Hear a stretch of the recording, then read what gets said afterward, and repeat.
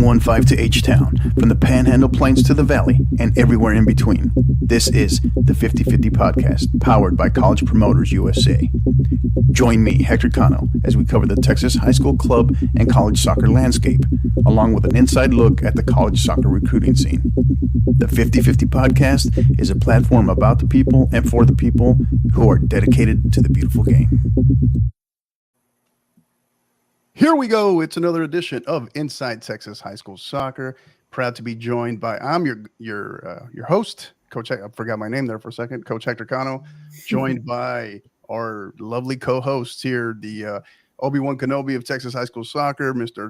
Coach Rafa Castorena, as well as Coach Steve Sanchez, our newest member, family member, and contributor of the 50/50 Podcast. Gentlemen, welcome. Thank you. Thank you. Doing all right? Doing great. Before I forget, I kick it back over to you guys. Just want a reminder, we are powered by our powered by our proud partners, College Promoters USA. They are America's premier college prep program and high school student athlete marketing service since 1997. Located locally here in the San Antonio area, you can find them in the Ventura Plaza Shopping Center, but you can also find them on social media on Twitter at SATX Recruiting, as well as on Instagram at College Promoters USA. And you can also get more information on what they're about on their website at collegepromotersusa.com. So, Steve, doing well. Games, you did what, 3 games yesterday? Is that right? Refresh my memory. Yeah, so I did a few rounds around San Antonio, mainly on the northwest side. But from here, first I went out to Medina Valley in Castroville, Texas, to go check out Medina Valley boys versus Eagle Pass Win, and good game by both teams. I think both teams actually made the playoffs, but it was, there's also other games involved that, right, to differentiate that district, let things play out. So going into that game, it was pretty much a must win for both teams. But Medina Valley took the 2-0 edge in the first half, and that's the way it ended. So then I went over to Ferris and caught the last part of the Brandeis and Reagan soccer match, the boys match, which when I got there, Brandeis was up 1-0, and Reagan wound up earning a penalty kick very late in that match to draw the score at 1-1. So, that one, I think it had a little bit of seeding implications. It did actually, but yeah, it wound up being a draw. And then earlier in the day, the Reagan and Brandeis girls had also tied 2-2 as well. So, and I think that wound up ending the season for Brandeis. I think they needed a 3-point result on that as far as getting the win, but it wound up being a draw. So yeah, made my rounds yesterday, so it was fun. Yeah, a lot of the frequent flyer miles, huh?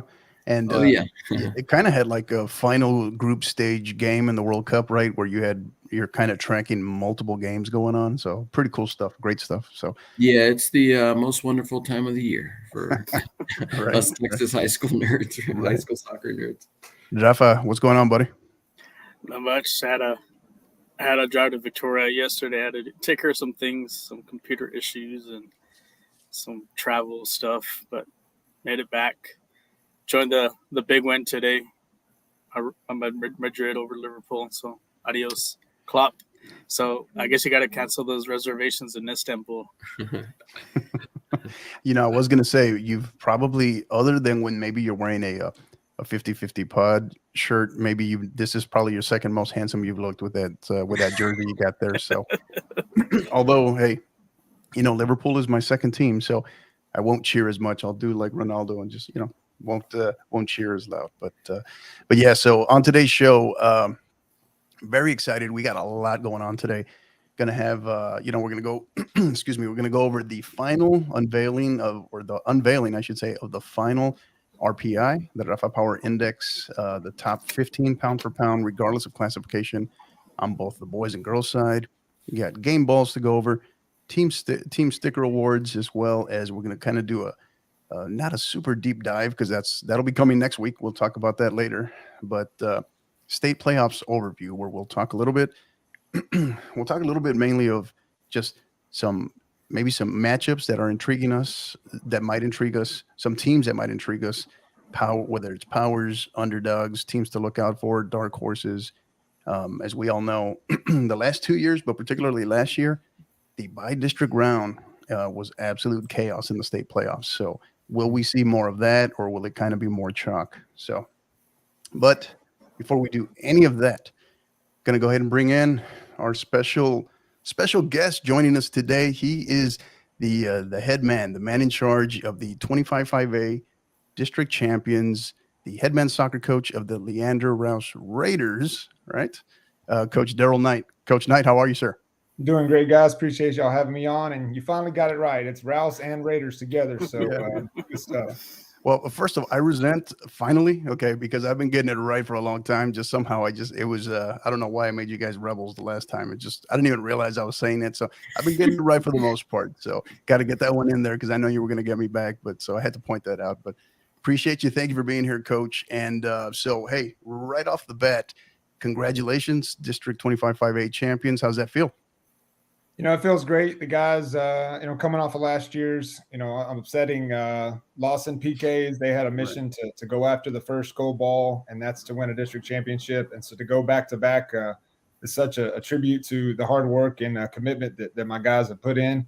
And it's all credit to those guys. They set a goal, went after it, and were so consistent throughout the year that they were able to lock that in with 2 matches to go. And so it takes a lot of the pressure off in the last week, and it's been real great. Yeah. So back to back district titles, kind of dissect those for us a little bit in terms of, each one is its own. We know that every team is its own team, its own personality, what have you, as coaches. But what's different this year from last year? Does it feel different? Was it, no disrespect to any opponents, but was this one harder, or did it feel easier? What's different about this year compared to last year? Well, I mean, obviously, when you go through a 14-game tournament, consistency is definitely the big word, I think everybody says, because anybody can be beat on any Tuesday and Friday night. And then, of course, you have the ice storm that kind of always mixes things up, where you have 3 or 4 games in a 5-6 day period. So it's the team that can withstand those types of mental and physical battles that usually comes out on top.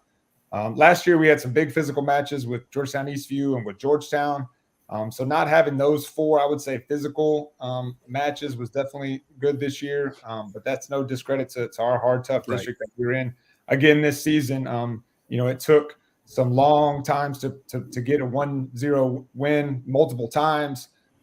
Layman and Hayes were really good about, staying behind the ball and really kind of making us work to score. But we were able to come away with those 1-0 victories, which really was the big difference in and whether you're fighting for the last 2 games to get a district title or you secure it with a few matches to go. Right.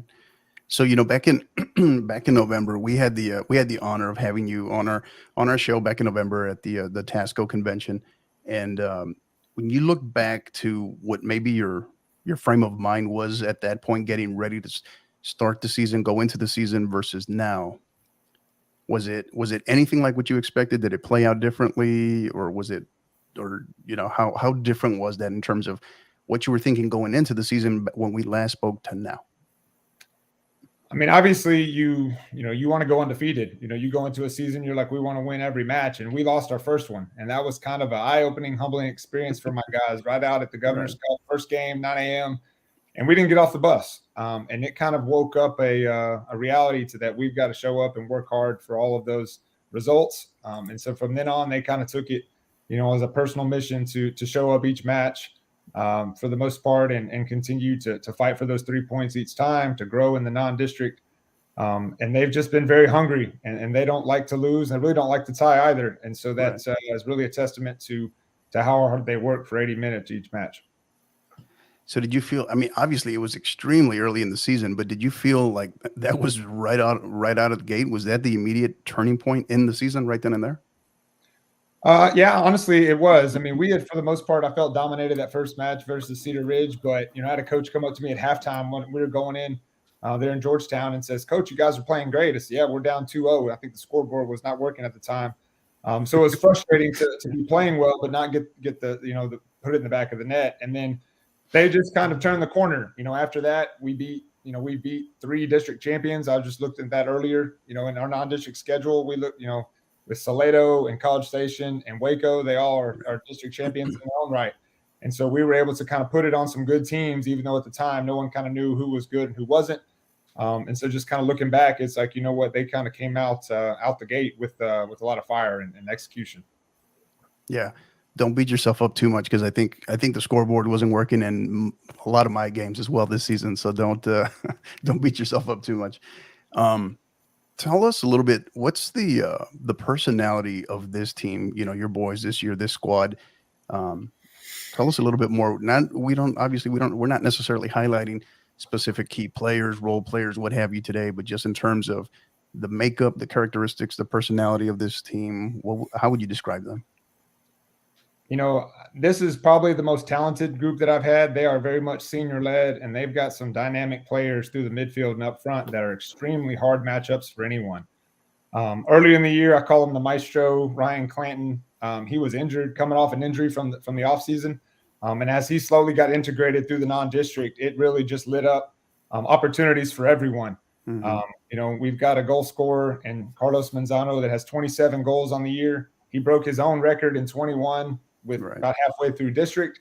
And so you just kind of saw a different gear that he was able to put in, and with the couple guys that are around him to continue to feed him. I remember you were big on him back in November when we spoke. You were very big on him. So kudos to your boys as well. So now 25-5A, what has that been like? Obviously a different district from last year, right? What has that been like? The characteristic, the makeup, what has that been like for you this year, playing the week in and week out, the grind of playing in 25-5A? How would you describe that? I mean, I want to give a special shout out to Leander ISD, because we swept the top 4 playoff spots. That being us, Leander Glen, Cedar Park, and Leander High School. Yeah, Leander, yeah. And so that was a unique opportunity where we saw on the boys' side where we kind of swept the playoff spots. And so just like in a lot of districts, these guys grow up playing with each other. They're on the same club teams. There's an intermatch whatever year that they are in club. And so it creates some both friendly and intense rivalries. And so when you have 3 or 4 of those throughout a year, that's 8 games that, there's a whole lot of personal pride on the line. Yeah. Whereas if you're playing somebody across the town, maybe you might know 1 or 2, but it creates some an atmosphere, and it creates a little bit of a fire each game. So you got to show up, and your big players got to step up and make plays. And so we've had a few of their guys make plays on us, and obviously a lot of our guys have really contributed some big moments this district. Obviously your regular season is pretty much wrapped up. Your district slate is pretty much is over. But would you say in that group that you particularly mentioned, being Leander ISD, do you have a definitive rival, one that maybe stands out from the rest? I get asked that question all the time, and we're, Leander's the original, and then Cedar Park opened, and then we opened, and then Glen. So we're kind of 2 new guys and 2 old guys. Mm-hmm. But honestly, we want to beat all of them. The Leander one has been the oldest one for us. Us and Coach Gerard have played every year that we've been in existence since we opened in 2008. And then, Glen came on after that. And then obviously we've been in the district with Cedar Park so much. So I'd say probably Leander first, just because they're the closest to us across the railroad tracks, but they're all within 10 miles, just right around the corner next door to us here in Leander. Yeah. The very diplomatic answer. I appreciate that. Thanks, Coach. So now we look forward, right? We look forward. So obviously you got district certifications less than a week away, playoffs kickoff a couple of days later. Tell us, what does that preparation look like between now and then? Who you have next? Who do you have to prepare for? How do you tackle that? We've had a few trainings this week, and that's just what I call to keep the knife sharp. And we wrapped up district on Friday, and then we try to get as many guys that are in town and around to get together to continue to move forward. We don't want to take the break to take any steps back. Get healthy if we're nursing any injuries. It's a good time for that, and it's a good time for kids to be kids. It's been a long time since December when we started. As we play through the Christmas break, spring break's a good time to kind of take a mental and physical break. We'll have a lot of guys schedule playoff warm-up matches next week. And then you're going full steam ahead towards your first round opponent. And for us, that'll be New Braunfels Canyon on next Friday at Rouse. Yeah. Awesome. Great stuff. So I got one more question for you, Coach, before we let you go. But before that, I wanted to kick it over to my co-hosts here to either to Rafa and or Steve, if either one of them just had any questions, anything in mind for you. Yeah, I got a question. So, Coach, congratulations on y'all's season. That's a pretty remarkable record y'all put together. Comparing to last year's run to the regional quarterfinals, what, I guess in regard to last year's run, what did you take out of that run in the playoffs that, you might think about doing this year? Well, I'd say the biggest thing that we've done differently is we do penalty kicks every day. When your season ends in penalties versus the state finalists, you don't want to ever be in that situation again.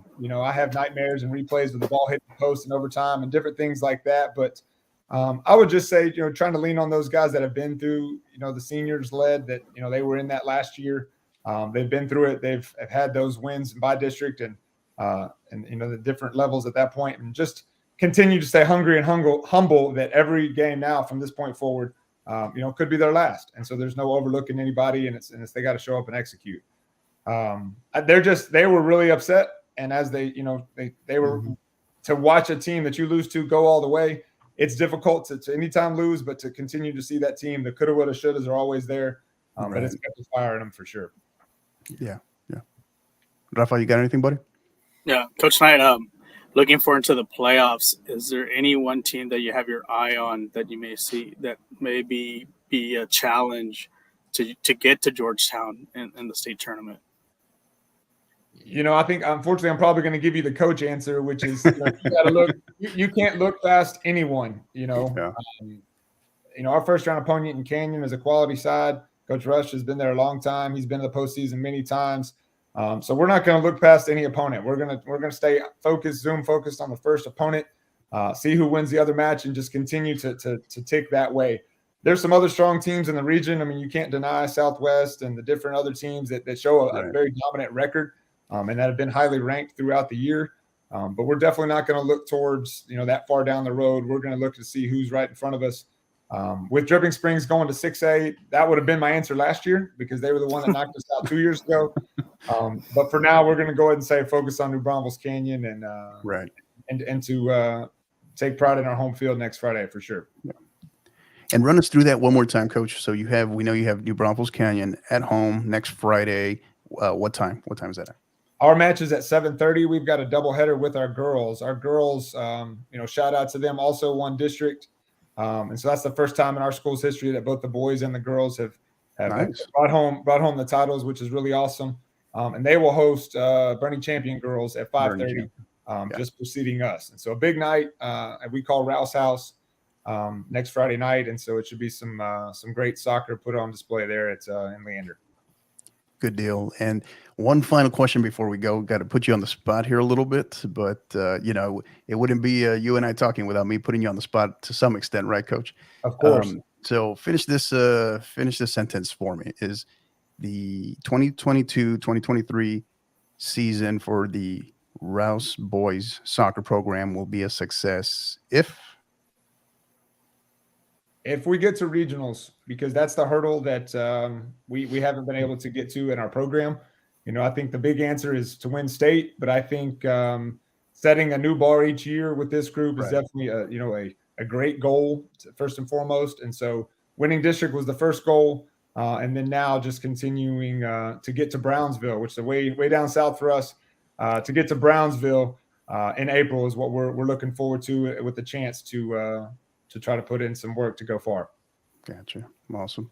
Coach, this has been great. We really appreciate you joining us. And before we let you go, any thank yous, shout outs, any mentions, anything you'd like to share with us?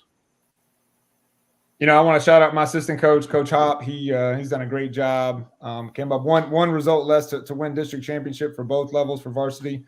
Shout out Coach Elrod, our girls coach. Is his first year taking over the program, and he's won district. I told him they don't always come so fast, but our girls have worked really hard. They wanted me to give you a hard time that they weren't mentioned the last time on the show, that there were some 5th or 6th place teams with a shout out to 25-5A, and they weren't mentioned. And so they're just the extra little motivation that you gave them to go ahead and take home the trophy.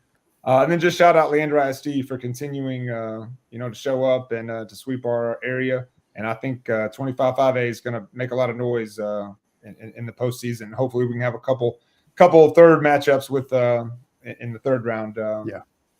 In the playoffs for sure. Yeah, awesome. Well, hey, appreciate you being here. And anytime we can motivate and inspire any program, that's always a good thing, right? So, appreciate your time. He is Coach Daryl Knight, the head men's soccer coach of the Leander Rouse Boys Raiders. All right, got to get that in there, right, Coach? Yes, sir. Appreciate you guys. Go Raiders. Yeah, appreciate you, Coach. Have a good one. Thank you for joining us. Take care. Bye-bye. All right, gents, thoughts? Yeah, no, very cool. Good dude. Good dude. Really good guy. Really good guy. He looks determined and ready for the run. Yeah, he's got his game face on. Got the coach speak, the diplomatic answers. But no, he's a good guy. He's a good guy. Mm-hmm. Yeah, it'd be interesting how far they go. Like I said, they're probably one of the favorites to get out of the region. But you got also have to look at other teams. Like you mentioned, they're going to Brownsville. You got to look at Brownsville Porter, who's also a very hungry team. They got knocked out by Dripping Springs last year. So that would be an interesting matchup for a regional final if they meet up. Yeah, it'll be interesting to see how that psyche plays, right, with their within their program, as far as with Dripping Springs not being there, right, this year, making that move up to 6A. But yeah, he's, Coach Daryl Knight has done tremendous work there at Rouse, and back-to-back district titles, and a shout out there as well to their girls program, right? So making some history there, first time both programs take districts. So kudos to both of them. So, all right, that's gonna do it. Again, special thanks to Coach Daryl Knight for joining us. Rafa, my man, you are up. The unveiling of the final RPI of the regular season. And go ahead, tell us a little bit for maybe some of our new listeners. Rafa, go ahead, tell us a little bit of the background, the RPI, what it consists of, what it's about, while I go ahead and bring this up. So this is a pound for pound by top 15 teams in the state, regardless of classification, from 4A to 6A. But I went a little special today because I'm going to not only have an extra 5, but also have another 5 that I'm going to talk about. But just to say a little disclaimer on this, these were done a day before any results. So if there are any results from last night, that won't reflect on it. This is, like I said, but still, I think these are to me, these are the pound for pound teams at the end of the regular season going into the playoffs. Yeah, there are. I'm glad you said that because I was going to plug that in there. There are some results in here that are updated from either late Monday or yesterday, but not all results reflect from yesterday. So, because at the time when we had done this was as of late Monday, relatively late Monday. So you will see some records may not be 100% accurate in terms of win totals. So, all right, so we'll go through these. Let's go through these 5 at a time, Rafa, and we'll go ahead and dissect them. Well, the top 5 hasn't really changed since the last 2 times. Like I said, we still have Salt Lake Carroll at number 1, 25-0. But right behind them, you have Salina, probably the favorite for 4A girls, at 21-0. Wiley East, like I said, undefeated season. Keep an eye on them for the playoffs. Number 4, we have Swinson Valley, who also finished undefeated. Congratulations to them. One of the favorites for Region 4. And then at number 5, probably the best girls team in the Houston area is Katy Seven Lakes. They're at 19-0-2. Mm-hmm. Yeah. So really these, I don't think these pretty much remain the exactly the same, right? These top 5 here, if I'm not mistaken. They changed a little bit. These top 5. I'm talking about the top 5. Yeah. Top 5 maybe the last 2 weeks have been the same. Yeah. So, okay. So, obviously South Lake Carroll and Salina have distinguished themselves in a just totally different category, right? you've been very big on Wiley East, and they just quietly have, and we're really not too quiet at this point, but kind of quietly have just been in there consistently throughout. Smithson Valley, I guess you can really make the argument that no huge surprise there in what Coach Jason Atkins has done there for his girls in their first year, making the transition down to 5A. I know he has a ton of seniors in that group. Thoughts on this first five here, Steve? Yeah, so there was a little bit of a shakeup, not too drastic. 1, 2, 3 stayed the same. It looks like Smithson Valley went from 6, they moved up to 4th.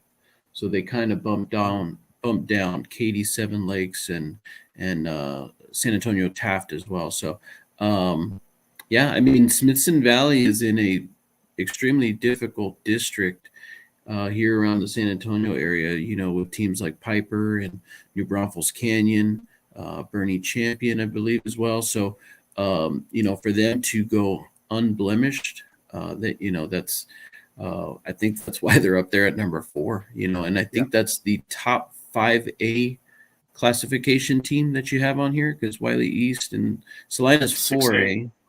4A. And South Lake is 5A, or I'm sorry, South Lake is 6A, Salina's 4A, Wiley East is 6A. So yeah, that would be the highest 5A team on here. So, but yeah, you know, the second season starts now, so we'll see what happens. There we go. All right, Rafa, go ahead. Take us through 6 through 10 there. So 6, I have San Antonio Taft at 1901. So also congratulations to them for winning the district title for 29 6A. And then I have Flower Mound Marcus, then Cy Bridgeland, and then Georgetown finished undefeated in their district. And then at number 10, probably one of my favorites going into Georgetown for 4A girls is the Bernie Lady Greyhounds at 20-2. Yeah. So not a big, you know, Taft having arguably, well, really not even arguably, right, their best season. The girls having their best season in 20 years. And then, you know, Marcus is Marcus. They've been steady in there. You know, Cy Bridgeland, they've been consistent as well. Georgetown has made a huge leap, right? And you go back, I think it was just maybe three RPIs back. 3 RPIs back. They weren't even not even in the next 5N. So kudos to them sitting there at 20-3. And then the Bernie girls, who, you know, Coach Jeremy Shannon just doing tremendous work with them. It feels like, you know, no disrespect to any of their district opponents, but they made every, you know, in a extremely tough, you know, district, they just really separated themselves from the pack. So shout out to them as well. Steve?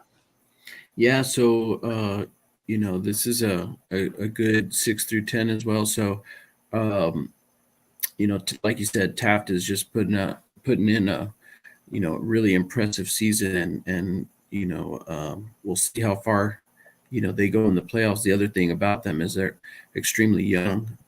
Marcus, like you said, doing Marcus things. Bridgeland, you know, solid season as well.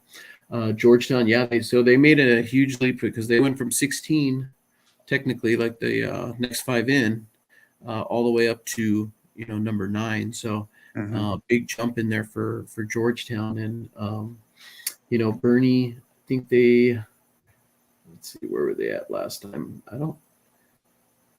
They were 14th last time. So you know, they jumped up to 10th as well. So you know, let's see, Salado though was in this top 10 last time, and they fell off a little bit here. Well, they fell off the list pretty much. So but yeah, imagine a Salina Bernie final in 4A. Yeah. Yeah, I think it's safe to say that all roads kind of lead there. It's just a matter of how the actual bracket will play out. But yeah, all roads really, I think at the 4A level, lead to those two programs in particular. Yeah, no doubt. Yeah, that would be a very impressive final. So yeah. All right. Rafa, go ahead. You got take us through our final 5 in the RPI 15 here. So at 11, I have Percival at 22-2. Pretty much have flown under the radar. They're in the Metroplex area. Keep an eye on them. You know, would love to see them how they go up against maybe a South Lake Carroll or Marcus in the playoffs, which is a possibility. Mm-hmm. Another at number 12, probably one of the best panhandle teams in the state is Wilford Friendship. They've reached through their district with only one loss. Like I said, with just one loss. Keep an eye on them as well. They could, shake things up in the playoffs. And then you mentioned about Salado. Well, I think this is the Salado killer of Stephenville. They've Mm-hmm. got two wins over them and would have claimed the district title. And that's why Salado was knocked off the list. And like I said, Stephenville girls could be a threat, to Solano or even and Bernie too. So, those three could end up being in the they'll have a say. In the Fun Four. Mm-hmm. They'll definitely have a say. And then 14, I have Highland Park. Highland Park's really kind of surged from that, moving up from 5A to 6A. They've held their own, and that's another dangerous team to keep an eye on that could challenge, maybe, like I said, South Lake Carroll. And then another challenger is Allen at 19-1-2. Steve, we got Allen. Yeah. He's been lobbying for him for, I don't know, for like 4 weeks, I think. But yeah. Yeah. Go ahead. Yeah, they've surged up, and like I said, they're peaking at the right time, and some of these teams have gone up, is because they're peaking at the right time, but they're also getting quality wins. Mm-hmm. Like Stephenville, they got quality wins over Salado. Hurstbell's got some great wins. Fulford Friendship, so these are some teams that might be getting the attention, but they could play a spoiler as far as into the playoffs coming in the next week. Yeah, you talk about Hurst Bell there. I think they have they have the potential to be some giant killers in here, right? You can say how this team's 22-2. How are they going to be giant killers, right? But just in terms of their body of work, what they've put together so far, it'll be interesting to see what they can do in the playoffs. And then your next two there at 12 and 13, Wolfworth Friendship and Stephenville. I think they're very similar in terms of these are traditional powers that have maybe been a little bit on the just down, I guess, for lack of better words, a little bit dormant for the last maybe 2 years or so. And I think it's safe to say that they're back, right? That they're definitely back.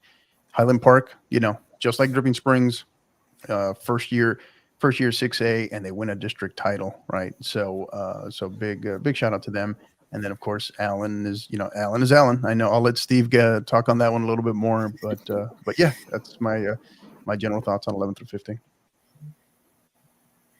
Yeah, Highland Park just doing Highland Park things. I mean, look for them to, as usual, make their deep run into the playoffs through the UIL bracket. So, that's a team that you really don't want to see on your side of the bracket. If you do, you've got to bring a plus game. Stephenville, pretty incredible for them to put the season together that they've been doing, or that they did this year. So, we'll see what happens come the playoffs. But Wolford Friendship as well, number 12. Hurst Bell, and then you've got Allen there at 15. Made a big leap into the top 15. I've kind of been pushing for that district to get a little bit more notoriety just because of the quality teams that they have in there in District 5 and Region 1. So they wound up getting district champs over Prosper, and I believe there was I forgot the other team that they were kind of vying for. I think it was McKinney Boyd in there as well. So, but they had that early loss in district to Prosper, but they've taken care of business ever since then, and peaking at the right time. So, this is a quality 15 here. Yeah, no doubt. And then Rafa, take us through the first 5 of our next 5 in. So my next 5, I have Alamo Heights, 18-0-3, district champs out there in Region 4. Probably one of the favorites, maybe to contend against Vincent Valley in the playoffs. Another team that's been, like I said, made it to state in the past, Midlothian, 19-1-2. Great season for them. Keep an eye on them. They may do some, like I said, you're going to see them do some damage in 5A. Another team that's kind of been on like another under the radar team is Mansfield, 17-1-1. Keep an eye on them. And then you have Kingwood Park, Houston area team that's also kind of flown under the radar at 17-1. And then out in East Texas, one team that's been really consistent. I think another sleeper team here is Jacksonville at 21-1. Yeah. Alamo Heights is an interesting one, right? I guess you can partially make maybe the argument for the district, right? But I mean, they don't control that, right? Obviously, they don't control that. But them to not crack for them to not crack your top 15, that's an interesting one, I would say. But I think maybe the other one that stands out to me, I just mentioned them a minute ago, that I think you can easily make the argument as far as being on this screen here is maybe the other 6A, the other squad that make the jump up to 6A that also won a district title in Dripping Springs, right? Thoughts on them, Rafa? They're like on the cusp because I had a little rough patch in the beginning, but for them, with Dripping Springs, they're peaking at the right time. They got a big win over Lake Travis, and they won the district title. They're gonna probably be maybe the team to beat. I know they were the team to beat last year. They fell short. I think they've kind of realized, hey, they're not gonna take things lightly. I think they're on a mission to win not only Region 4, but to get back to Georgetown. So they're going to be a very dangerous team. Plus, they also have a goal scorer, which I'll mention later on the show. Mm-hmm. That's been tearing it up for them. So, right. But also it's like I mentioned, some other teams I have that if I had like a top 25, and I'm going to mention them right now. Another team is like Burleson Centennial, which they were on the list a while back. They had a couple of bumps in the road, but they've been, like I said, they're one of the top teams in that area for 5A. Duncanville too. They kind of slid a little bit, a couple losses and a tie, but still a dangerous team. Another team that made it out from the Houston area is Ridgepoint. They've flown on the radar this year. They're undefeated. They do have 5 ties, but still, they could be the one that maybe that challenges, like I said, Seven Lakes as well. And then another team I'm going to mention is a first-year program, which I'm going to talk about later on, as well as the West Plains out of from Canyon ISD. First year wins district title, 21-1. And then the last one, I have another team that's in 5A that could be also one of those sleeper teams that could get a couple, wins and start that little streak to get to Georgetown is Frisco, and they're at 17-2-2, and they're also a district champion as well. Nice, awesome. Steve, you got anything else? Yeah, no, these are just more powerhouses that you typically see in the playoffs throughout the years. So yeah, between these next 5 in, I think it's like 90 plus wins and 4 losses. So I mean, wow, it's pretty incredible the seasons that these teams have put together here in 2023. So yeah, kudos to all those teams and good job for Rafa, putting this together each and every time we're on. Yeah, these are not easy by any means, right? As far as because you're consolidating them and you're looking them at for lack of better words, what we like to call a pound for pound rating system, right? Regardless of classification. So you're factoring in strength, maybe strength of district, strength of non-district schedule, any big wins. Obviously, pedigree plays a certain factor, and maybe the degree of difficulty of just the particular district, right? And which can always be tough in year one of a realignment. So, but yeah, well said. All right, we're gonna go ahead and move over to boys' side of the house here.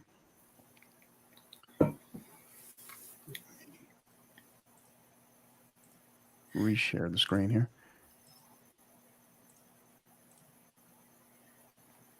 All right, Rafa, it's all you. Our first 5 here. Well, there's some shakeups because there were some upsets, some losses, and you see we have a new number 1. And number 1 I have as Katy Seven Lakes at 21-1. Been the best team for the boys in the Houston area. Like I said, I think they're going to be back at Georgetown in April. Number 2, I have Palestine. They move up 24-1. Number 3, El Paso Bel Air. Like I said, I think they're going to probably be the best team in Region 1. There we go. In Region 1 for 5A. I think they have a good opportunity to get to the Final Four as well. And then the surprise of the year has been the Irvin Tigers here at 17-1-1. They're going to be a very dangerous team, and in wherever bracket you're in, you probably don't want to play them. And they're probably going to surprise some teams, and we'll see how deep they go, into the playoffs.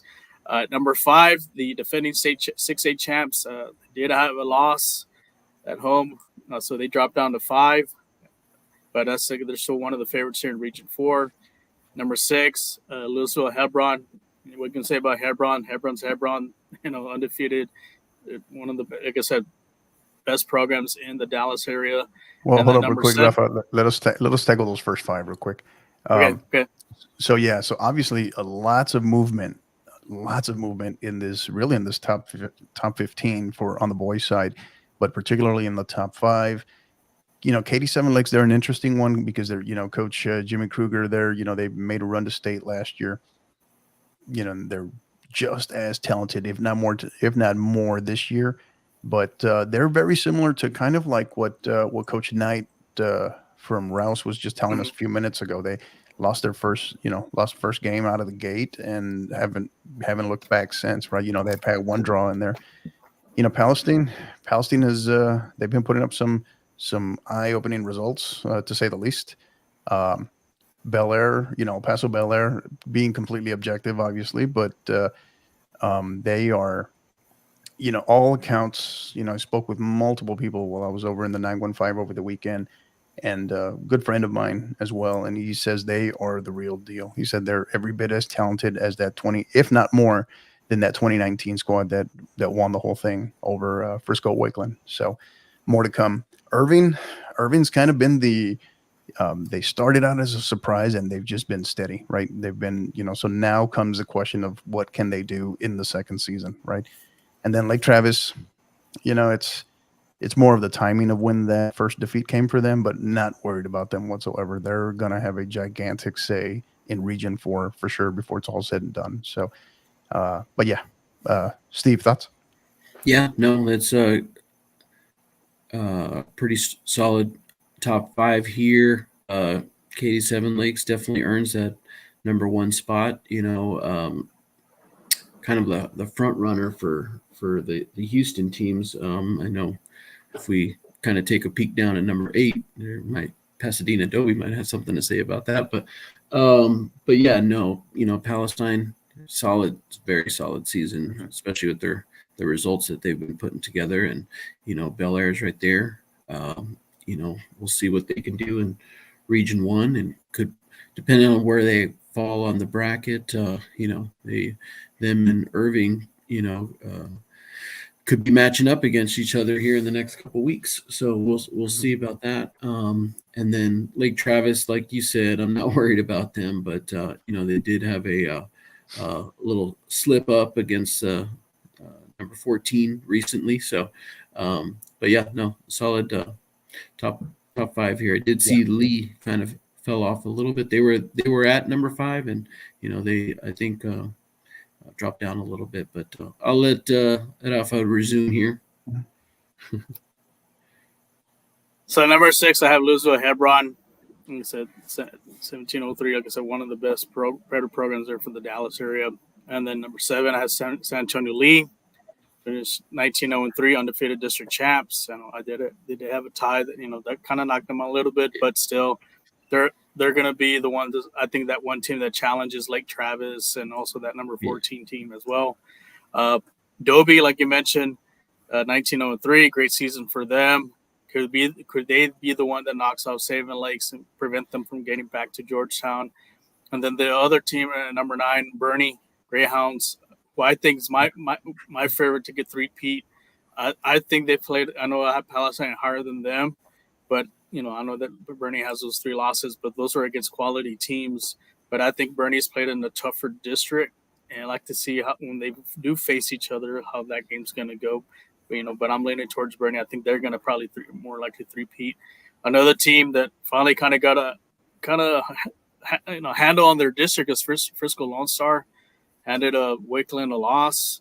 Now, can they turn that around like last year? Wakeland knocked them off in the playoffs. Is this the year finally Lone Star, kind of slays the dragon and takes over and becomes that new Frisco team that comes to Georgetown and maybe start a new dynasty? We'll find out. We'll find out and see. Yeah. I think it's nothing too crazy here. I think you can make the argument in terms of the fluctuation of Lee. Not too worried about that. I know Coach Rogers isn't too worried about that either, as far as where they're sitting here on this chart here on this rankings list. And then Bernie, that's the other one, right? Is it a collision course between Bernie and Palestine there, right at the 4A level? Most arguments would tell you yes, but we're going to have Diamond Hill Jarvis there. They're going to have something to say about that as well. So, it'll be interesting to see how these things play out. And Frisco Lone Star, it's kind of it has is it going to be a deja vu, or are they going to get over that hurdle, right? Regarding Wakeland, because you just cannot discount Wakeland, right? So, Steve.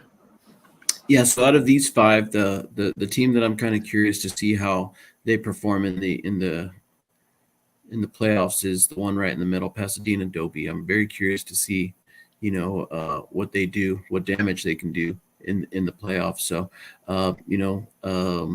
Louisville Hebron, we'll see, what damage they can do as well. They put together a pretty good season in a tough district there. So, and then we know here in San Antonio, Lee has just kind of been the front runner in the San Antonio area, just doing their thing each and every year with Coach Rogers, putting together another solid team there. And then here also in the San Antonio area, jump up down to Bernie, see if they can put that three-peat in play here.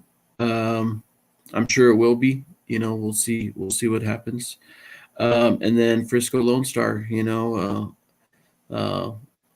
they slayed. Rafa said the dragon, but they slayed the Wolverine.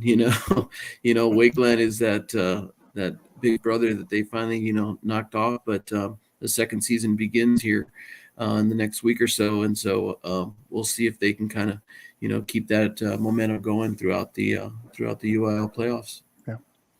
All right, Rafa, go ahead, take us through those last five there. So number 11, I had Midland, who just suffered their first loss. So that's what they dropped down out of the top 10. And then we have Diamond Hill Jarvis, who did complete winning the district title for, I think, the second straight year for them.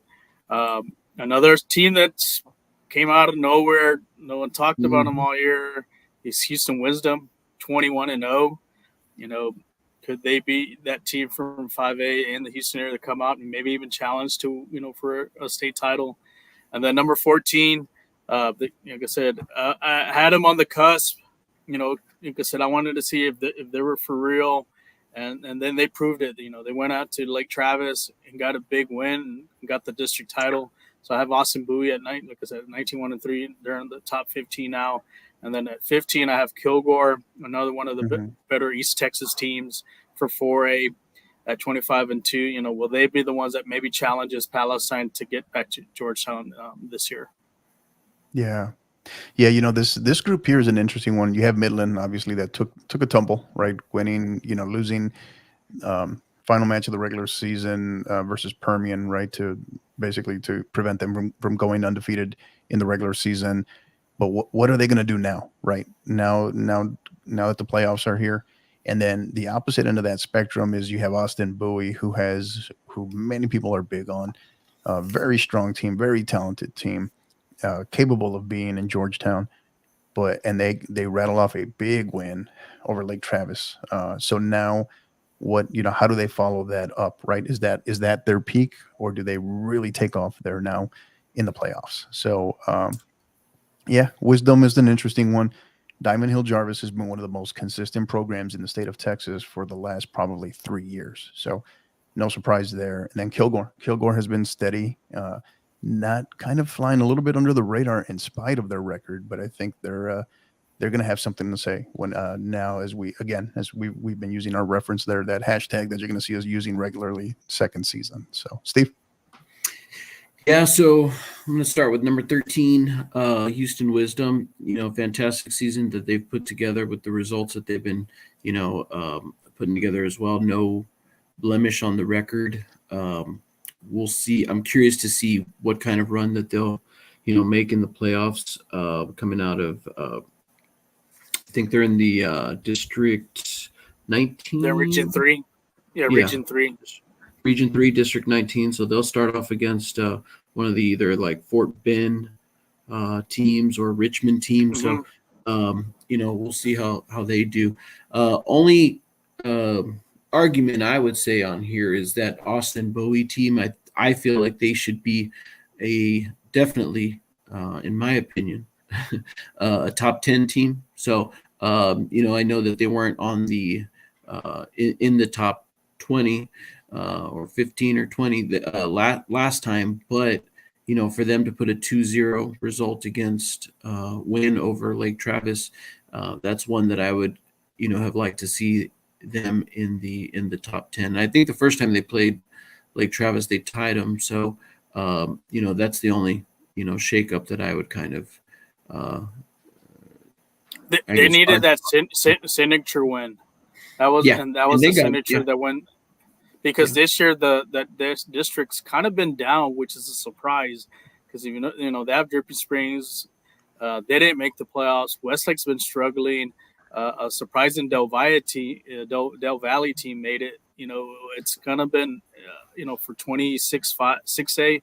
It's kind of been a very down year for the last year was very competitive. This year's kind of been a down year for that district. Mm-hmm.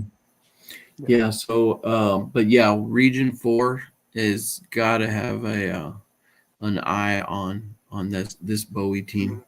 More to come on them a little bit later, but yeah, that's all I got. All right, good deal. And Rafa, go ahead, take us through your next the first 5 of your next 5N. So the next 5 I have is Prosper, the 17-4 district champ.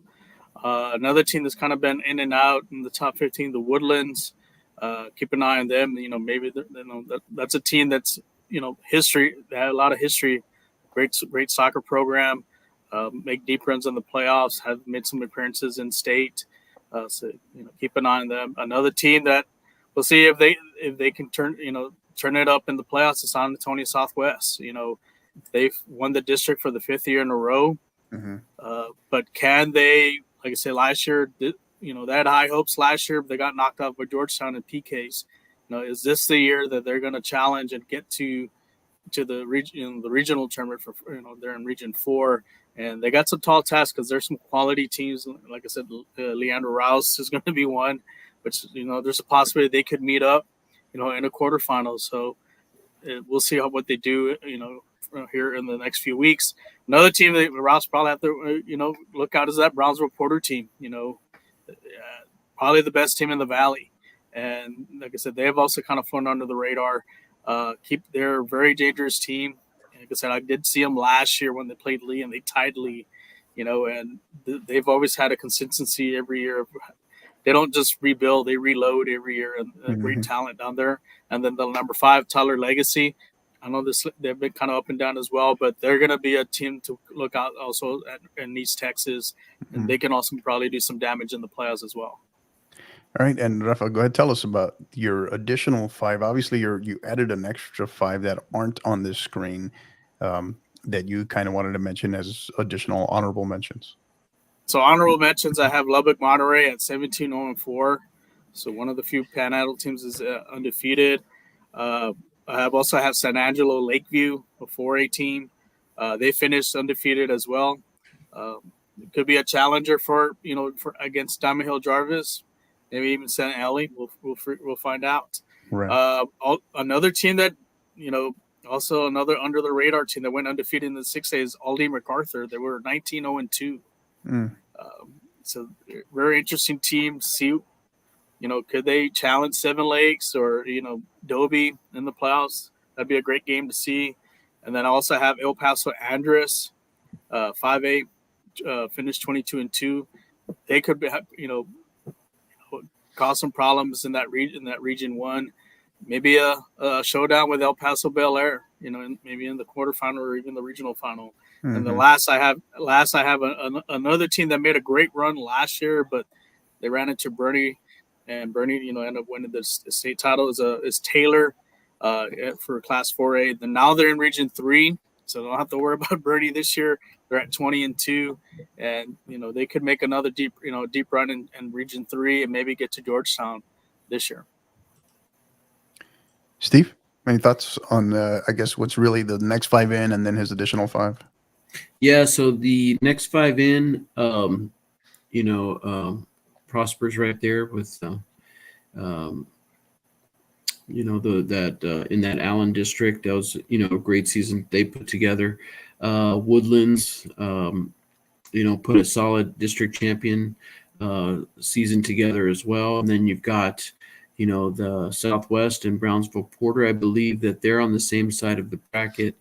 Once we kind of, jump into the brackets, them and Porter. So, and Leander Rouse is on the opposite side. So, kind of a good thing for Rouse to, if they do have to play, they won't have to play both of these teams. It'll just be one of these teams, but, they got their hands full with the other side of the bracket as well. So, but yeah, no, it's a quality list that, Rafa's put together, for the top 25. No doubt.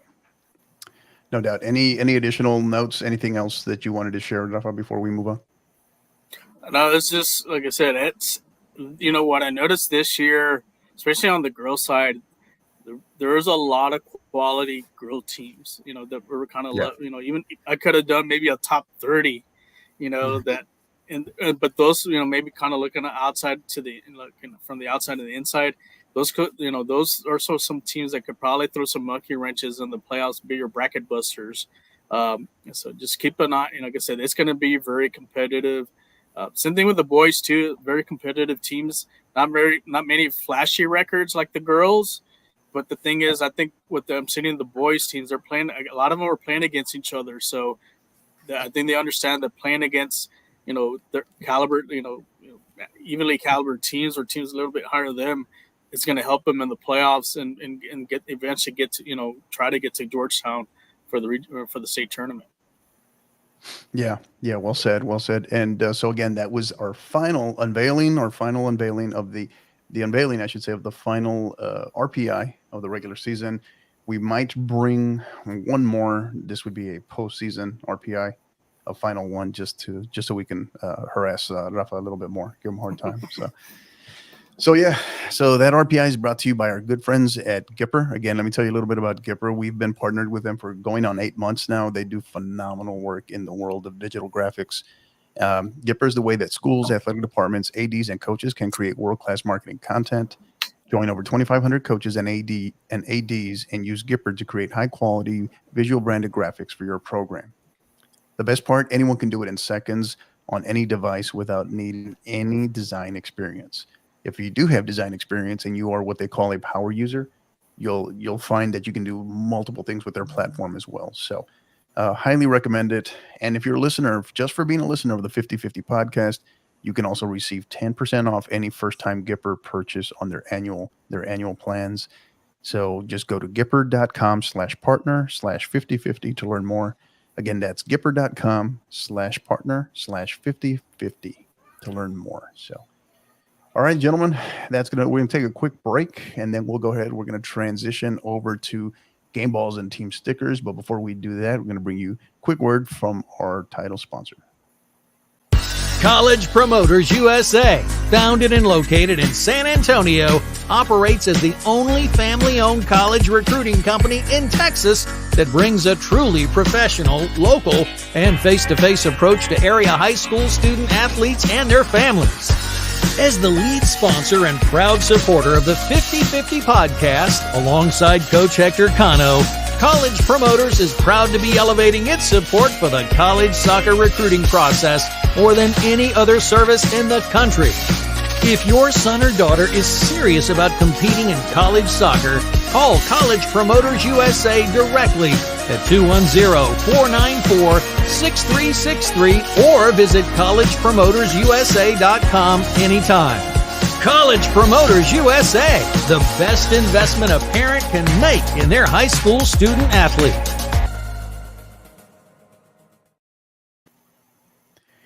All right, and we are back with episode 7 of Inside Texas High School Soccer, along with Coach Rafa and Coach Steve. We are back.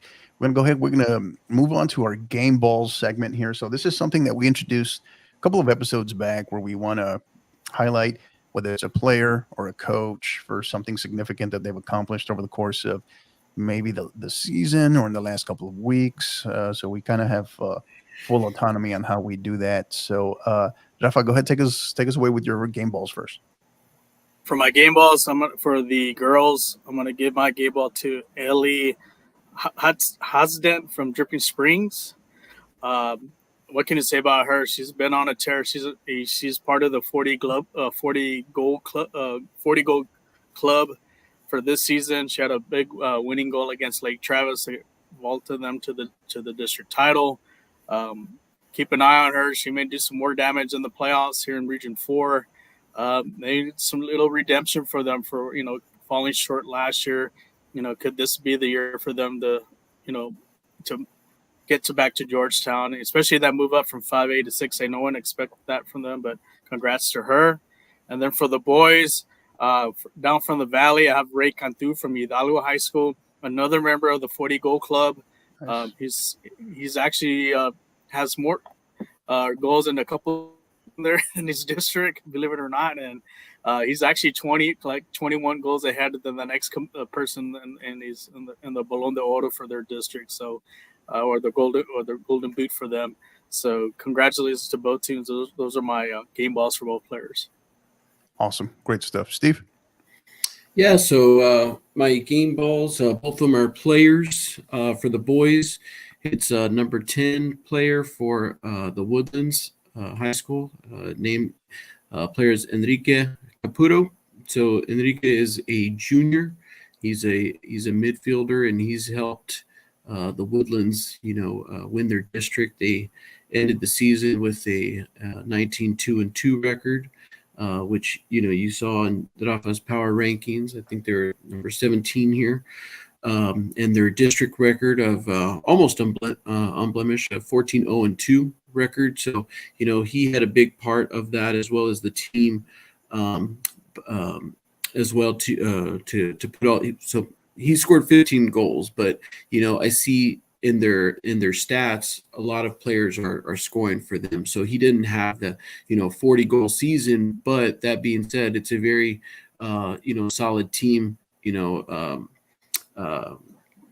What am I trying to say? A solid teamwork for them to put those goals in and get those results for them. So kudos to Enrique Caputo, number 10 for the Woodlands. On the girls' side, it's coming out of the District 15, Region 2, Tomball Cougars. It's number 17, Caroline Falks. She's a senior forward and a captain for the Cougars. And the Cougars' record is 15-4, and they're also district champions. And they ended their season with a 12-2 record. And Caroline had 21 goals and 16 assists.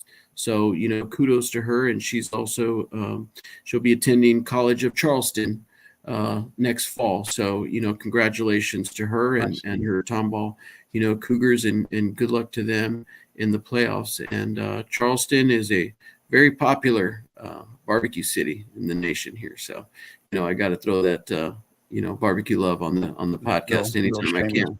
Little shameless plug, right?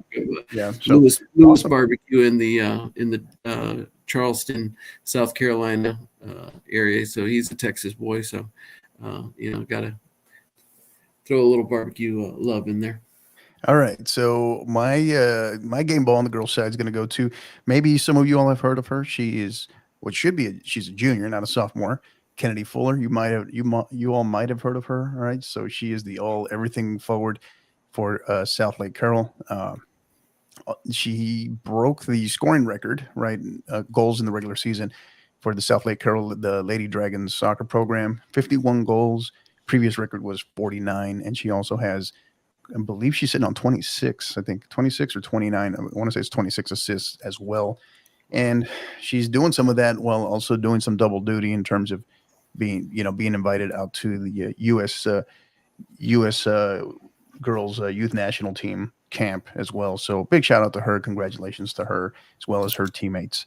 And then on the men's side, it's going to go to a coach. Game ball's going to go to a coach and good friend of mine who I'm very happy for, very proud of, and Coach Rudy Garcia, the head men's soccer coach at Isleta High School, has the Isleta boys program, Isleta men's soccer program in the playoffs for the first time in over 10 years. And I can tell you, him and I, having running those programs on both the boys and girls side there when I was at Isleta, it's a tough task, right? Just in terms of the added degree of difficulty in terms of the district, it's tough. And being able to just win and perform there at Isleta, it's a tough one, but I can tell you, I know this has been kind of 5 years in the making for him. So very proud of him, very happy for him as well. So shout out again to to Kennedy Fuller of South Lake Carroll and Coach Rudy Garcia of Isleta, the Isleta men's soccer program. So, all right, team stickers. So we're gonna move on to team stickers now. Team stickers. This is essentially an award where we want to give a big just shout out or appreciation, little appreciation message to programs across the state, right? They don't have to be number one. They don't have to win a district title. They don't, any number of reasons, just something that we want to kind of show appreciation for. Rafa, go ahead, lead us off.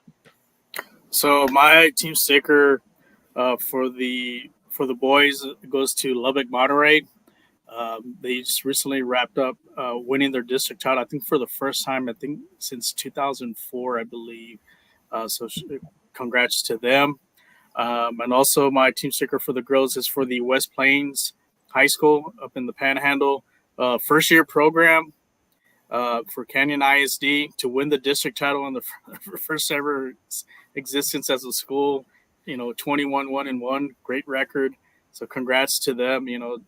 They could be, like I said, they could be some a spoiler in those playoffs for 4A, and coming in the next few weeks. So good luck to both teams in the playoffs. So those are my two team stickers for them.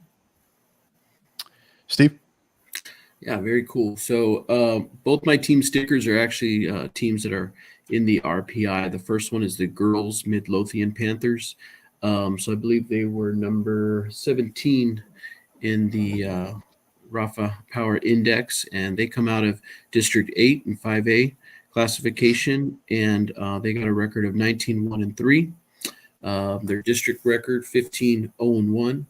And the other cool thing that I saw about them was they went out and played against some their non-district against some high, even though they're in 5A, they played against some 6A teams like Prosper, which they tied 2-2, Dripping Springs, who they beat 2-1, and they did lose to Dallas Highland Park, another team on the RPI, but they only lost that game 1-2. So they've gone out, and what Rafa's always said for years, go out and play those tough non-district matches, and that's where their one loss came from, was against Dallas Highland Park. But their district record 15-0-1, solid, so watch out for the Midlothian girls. And they're led by a few players, Jordan Hardiman, 23 goals, Kennedy Husbands, 18 assists, and Samantha Longoria, 11 shutouts as keep. So, or Samantha, I believe, 11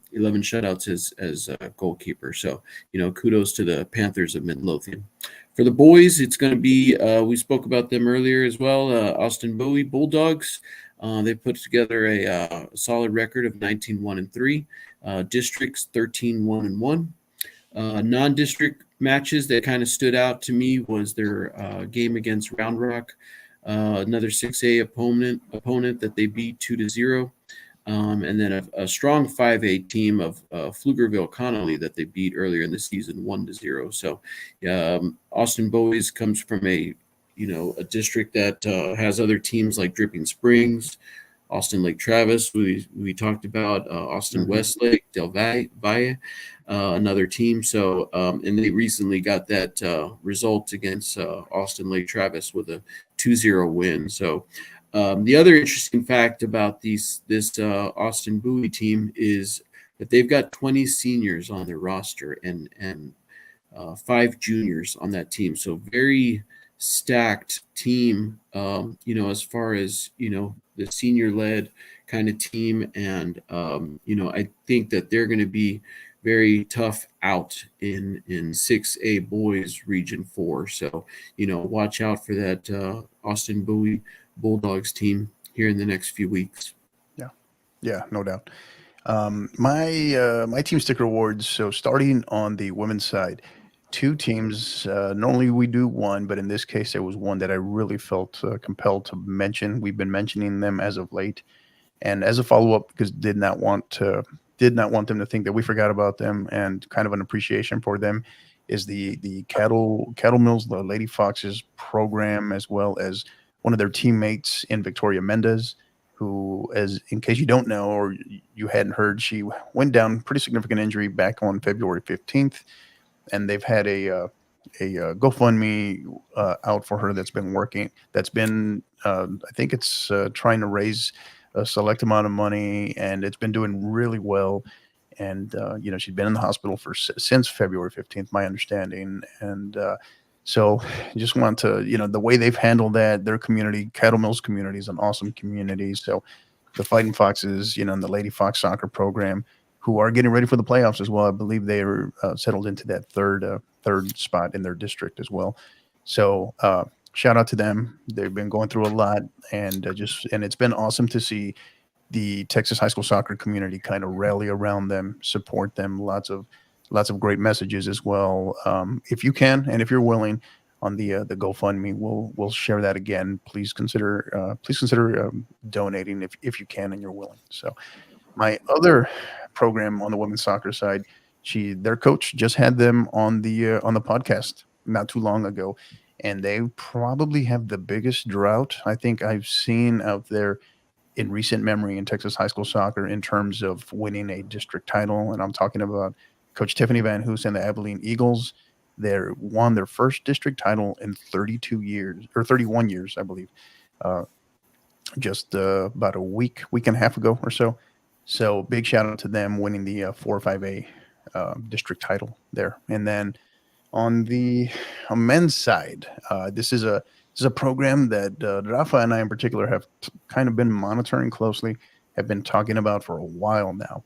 And then that's the Bernie Champion Chargers, going from 7th place, I believe, last year to winning the district title in 26-5A when, new coach, not a ton was really expected of them. And here they are in a very tough 26-5A, and they're winning a district title. So, big shout out to them. So my team sticker award is going to go to them on the boys' side as well. So again, on the women's side, both Cattle Mills and the Abilene Eagles, and on the men's side, the Bernie Champion Chargers, who have put together a remarkable season in winning the 26-5A district title. So shout out to them. So guys, any other thoughts on that, as far as just whether it's game balls, team sticker awards, any other honorable mentions, anything else floating out there? Thoughts? Yeah, that Bernie Champion boys team, I know they had an injury. Coach Brian Davis, his son, plays for that team, and he went out with an ACL, I think in the middle part of the season. So for them to still, and he's a big part of that team, I know. So but for them to still keep going and finish district strong, kudos to them, and hope Brian's on the mend here. So yeah, and that's obviously always careful with the information we share, but that's thinking of little Brian Davis, right? It's also a fellow College Promoters USA athlete. So we're with you, Coach Davis, if you're listening, thinking about you guys as well. So so all the more reason why Bernie Champion's run has been so impressive, right? So yeah, so all right, we are going to go ahead and move on. We're going to transition over to our UIL state playoffs overview here. So here, what we are going to do, what you're going to be looking at here, really, is we are not going to go. This is not bracketology. We'll get into that more. We'll get into that more and what's coming up with that at the end of the show and what to look forward to next week.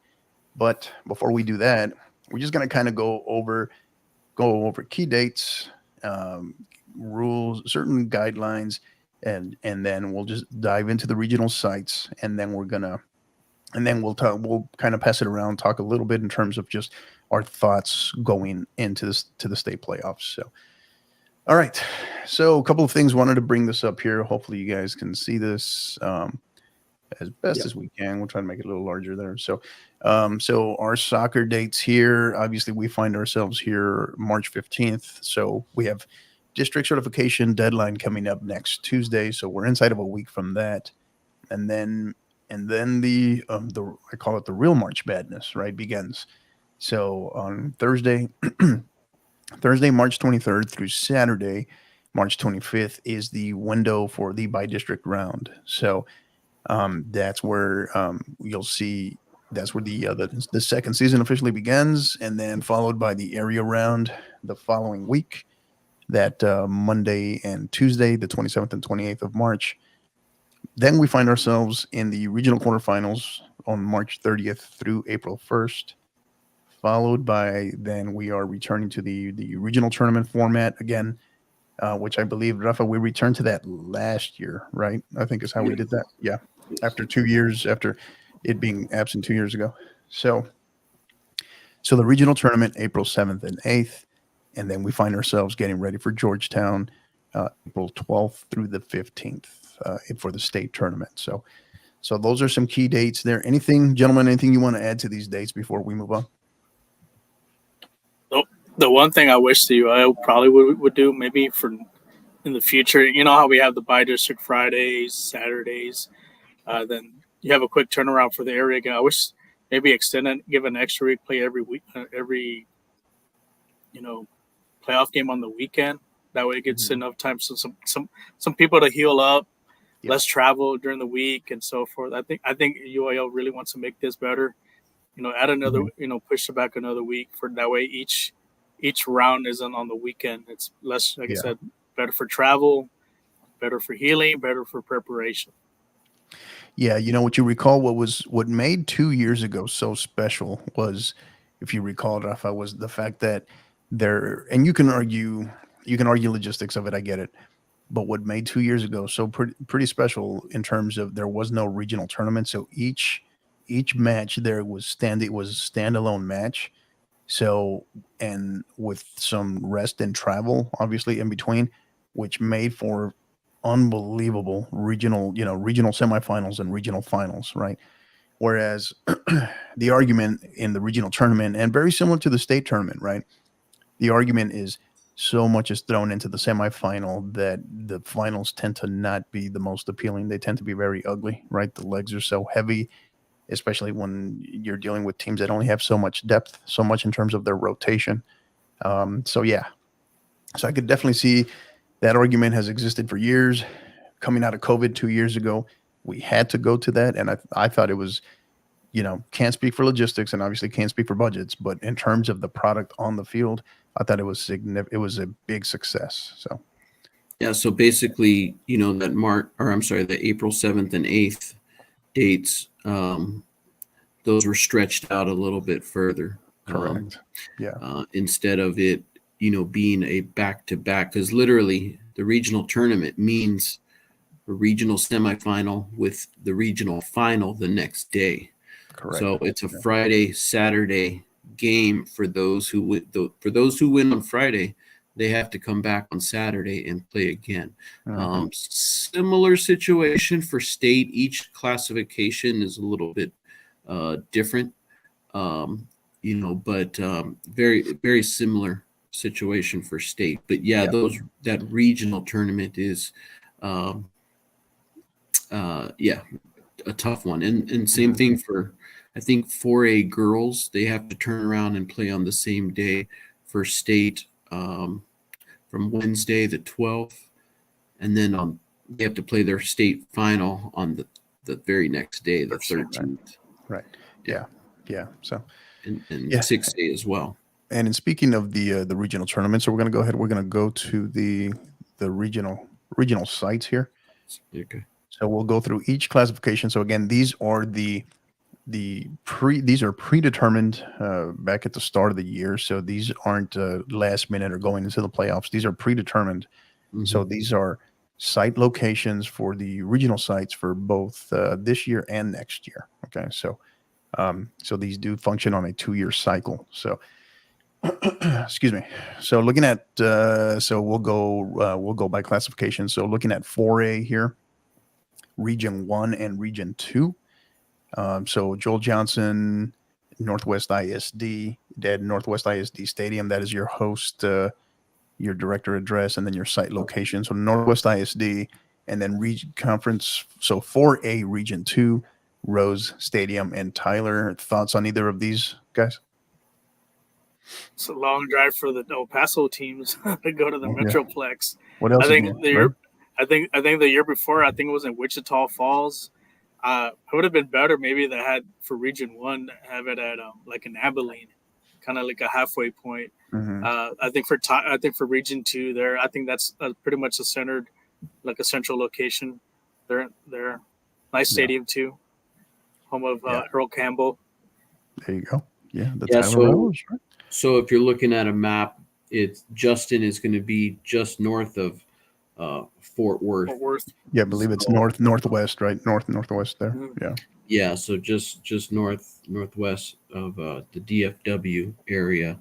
So and then Tyler being just basically east, a little bit southeast of Dallas, Mhm. out that way. Yeah. So I guess they do try to centralize it as much as possible. Yeah. So, all right, next two. So we're gonna move on to 4A Region 3 and Region 4, Legacy Stadium out in Katy, and a place that I've driven by. I've just never actually been in it. And then I always got to slow myself down so I say this correctly. Cabinets soccer field out in the very friendly, windy confines of Corpus Christi, right? As we all know, anybody that's coached or played there. So yeah, I think Region 4, everyone is here in this area is pretty familiar with that location. But thoughts, gentlemen, on Region 3 and 4? Yeah, so Katy is going to be, driving from San Antonio. It's going to be on the west side of Houston.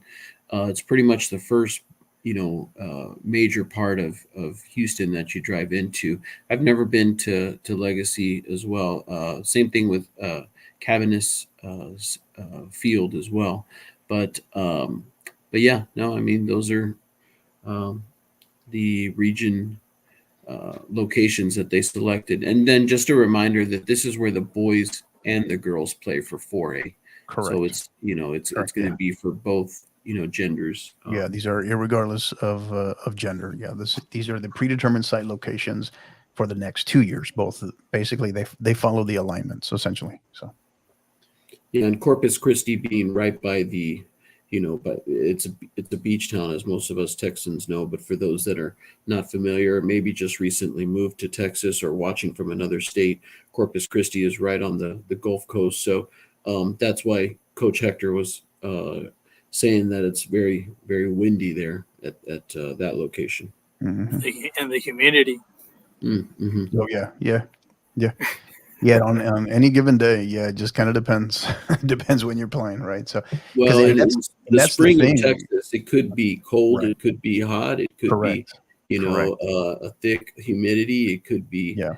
That's the thing. rainy. That's the thing It's- playing in Texas. Yeah, you're dealing with it. These seasons start in the dead of winter, really in December, and then they're playing in January. So they deal with all the cold. And then, Rafa and I talked about this last year, right? Is all of a sudden by this time you're getting into this range, the heat is a factor, right? The heat becomes a factor. So Yeah, you got to hydrate and make sure that your team's, hydrated accordingly. That being said, I've been out to games where it's cold in the morning and, by the afternoon, I'm like, man, I should have brought a t-shirt and shorts. Yeah. And you see it, when they've played out in Grande, right out in Midland, Grande Communication Stadium out there too, and they start making their way out west. some of the teams that are from, whether it be North or East Texas, and they find themselves out there, South Texas, what have you, really East and really North. But and they're kind of starting to deal with the elements more in terms of dry heat. They struggle with that a little bit as well, and vice versa. Teams from West Texas, El Paso teams, sometimes they got to make that adjustment to the humidity as well. So, all right, so that's going to do it for 4A. We'll move on. 5A, Region 1, Region 2. So, Region 1, Memorial Stadium out in Wichita Falls, and what you were just talking about, Rafa, and then Region 2 Standard Stadium out in Carrollton. That is definitely a stadium I am personally not familiar with. That's the was it Carrollton Farmers Branch ISD? Yeah. Thoughts on this? Well, as far as with the 4A, the cabinets, that was a 5A last year. Now I guess they flip flopped, and They kind of have like a rotation going there. Yeah. Mm-hmm. So that place is very windy. I've been there. I've scouted there, so it's interesting. I'm surprised for the one at the Katy one. They don't have that one at, have it at the Dynamo Stadium. That'd be great to have there. Same thing here with here in Region 2. You're in Carrollton. Why don't you just drive to Frisco, have it there at the FC at Toyota Stadium for FC Dallas? They have, or even at the Star. Go play at the Star, because the Frisco teams do play at the Star for high school soccer district games. So that would have been perfect there. But Wichita Falls, I think last year they hosted, 4A. Now they're moved up to 5A. So that's also a distance for some of those teams as well. Mm-hmm. Yeah, that's even further than, than the conference, the 4A, conference regional for Region 1. I mean, Wichita Falls is basically South Oklahoma, if we're talking, geographics here. So, it's way up there. I'm surprised that one's not, like I said, in Abilene, or maybe even in Lubbock. I think maybe that's a more central location for that region. Yeah. But like I said, I guess because Wichita Falls had that history with soccer, so they're going to give it to them there. Right. And then we're going to move on. So we're going to look at 5A, Region 3 and Region 4. Region 3, Turner Stadium in Humboldt. That is a pretty phenomenal stadium. If you haven't seen it, I think it's brand new or recently renovated or brand new. I can't remember, but I've seen it. It's pretty phenomenal. And then 5A, Region 4, Brownsville Sports Park, Brownsville, Texas. Thoughts on these two, gentlemen? That one at Brownsville it's going to be loud. It's going to be crazy if there's a Brownsville team there. I've been there for a few regional finals and semifinals. They're not very uptight as some other districts about the crowd noise or the noisemakers that some district in my backyard. This is a fun place to have a soccer game, because you really have a really lively soccer crowd there. It's a nice complex. Like I said, they have quite a bunch of fields around too. So it's nice to have that they finally get to host the 5A regional there. What do you think about the stadium in Edinburgh, though? Maybe hosting it. HEB Park. That would be a nice one too. I mean, you would think you say, hey, let's play in soccer specific stadiums. If they're nearby, why not? I think playing at HEB Park, or even there in Houston and Frisco, you have those soccer, from FC Dallas. Why not? I mean, it's we're not playing football; we're playing high school soccer, and then I think it brings in more of that, that soccer atmosphere. Yeah, I think that's something the UIL needs to do. But I know it comes down to money. If they can sell out the place, but maybe they need to start kind of reconsider. Hey, they can find a way. I mean, they get sponsors, so they can get sponsorship for some of these to help pay for a lot of this stuff, especially for the logistics. And Rafa hit on a key piece, Rafa, and I got to mention it because it goes without it should go without saying, but we always have people that are quick to mention, hey, what about this place? Let's go play in Jerry World, AT&T Stadium. But so if you want, as a community, right? So whether you're obviously beyond a coach and a player, but as a parent, as the student body, as an alum, right? If you're just a soccer person in general, if you want to see these matches, right, these regional matchups, these regional tournaments in larger venues, then show up, right? And it starts over the course of the regular season, right? We have people, because of the season of when Texas high school soccer is played. Oh no, it's too cold. I don't want to go. It's January, February. It's freezing. And then, your squad or somebody who may be playing in the regional tournament, it's too hot. It's too humid. It's too hot. I don't want to go. It's too windy. It's always something, right? So, and these are the reasons why when you look at Texas high school football, being played in AT&T Stadium. You look at, Texas high school basketball being played in the Alamo Dome. You look at Texas high school baseball being played. What is it? Is it Del Diamond? I think they're still playing it there. Del Diamond. Yeah. So you have to. So go out, support your programs, support your community, support your teams in the regular season. But of course, yes, I get it. Soccer plays a lot of games over the course of the season. But then in the playoffs, get out there and support, because that's what it comes down to. It comes down to money. And if there is a demand for a ton of people that are traveling to go watch these matches, that's what gets administrators' attention. And that's what leads to hey, maybe we need to play this at HEB Park. Maybe we need to play this at Toyota Stadium. Maybe we can play this at Toyota Field. Obviously, that takes a lot of coordination as well. But at least that helps push the envelope. But part of the reason why these are being played in high school stadiums oftentimes are because they're not sure if they can anticipate more than 800 people, 1,000 people. So we as a community, as a Texas high school soccer community, I think have to do our part as well. So sorry. The players the players want that community to come out and support them. That's why when they go to the store, they're wearing their Letterman jacket. They want the family to come out and support them, their neighbors to come out. You don't just have to be a parent to come out. Bring out the tias and tios, and the neighbors to come out and support the community together. So I know a lot of these stadiums, the bleachers might not be the most comfortable. Go out and get a stadium chair. I always take my stadium chair to sit out there and but yeah, no, it's just I'm still waiting for that stadium recliner, man. I'm waiting for one of those. So. And we'd be falling asleep. We'd end up sunburned. All right. But, so let's go ahead.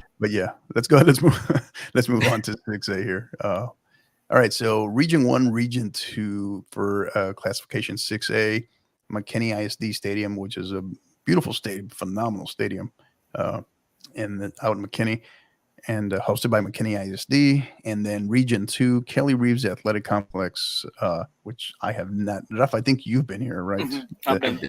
Hosted by that's where Porter won, right? That's where Porter knocked off Capel when Capel was number 1 or 2 in the nation. Yeah. So the state tournament used to be held there, and I used to go there when it first. I think that was the transition between the old Georgetown Stadium and the new Georgetown grass field. Stadium. Yeah. Mm-hmm. So do you recall how long it was hosted there?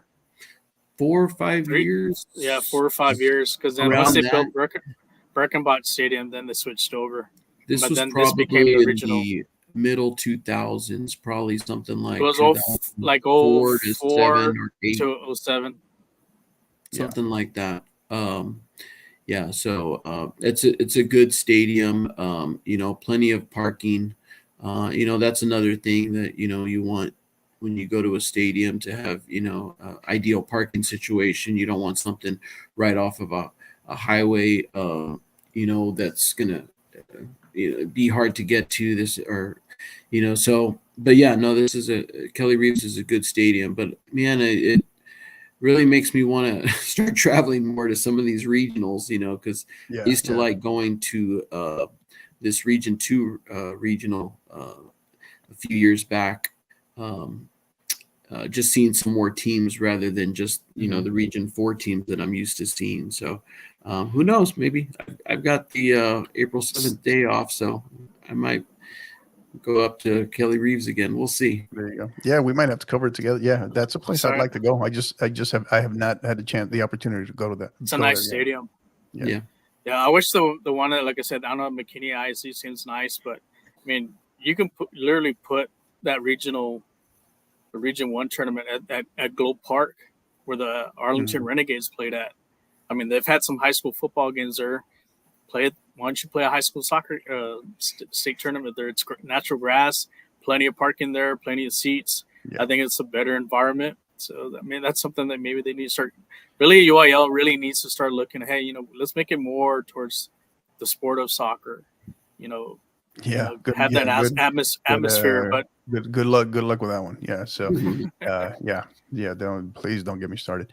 But yeah, I mean, for what it's worth, I mean, as a facility, McKinney ISD. I mean, I think part of the reason why when they do plan this, a lot of the reason why they do prefer turf is simply for the reliability of getting in the game, right? Because barring lightning and barring standing water, right? The game is going to be played. So I know, and it's hit or miss in terms of the grass. Yeah, But there was one year in the early 2000s when I believe it was when Reagan won their first title. that was my first year coaching.